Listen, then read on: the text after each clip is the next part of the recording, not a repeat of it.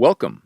Today we're going to learn how to troubleshoot missing dial tone issues on your Brother MFC-J6555DW.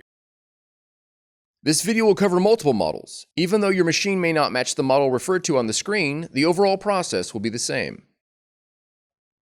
Before getting started, please verify that your Brother machine is powered on and that a telephone cord is installed in the line jack. If you're using standard telephone service, the other end of the cord will need to be plugged into a working wall jack. If you are using Voice over Internet Protocol or VoIP service, the other end may need to be plugged into a modem or other device depending on the specifications of your VoIP system.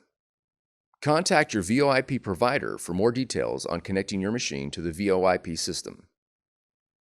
We will begin by checking for dial tone. From the home screen, press the fax icon on the touchscreen. Now press hook and listen for dial tone. Press hook again to disconnect, then press the home key. If dial tone was heard, the issue is resolved. If not, disconnect the phone cord from your machine and verify that you are using a 2-wire phone cord.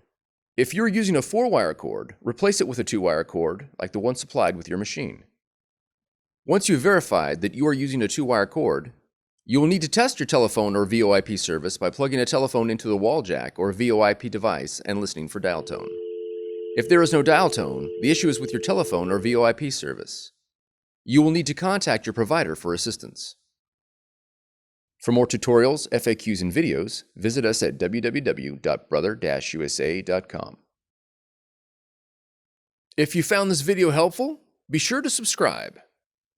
Thank you for choosing Brother.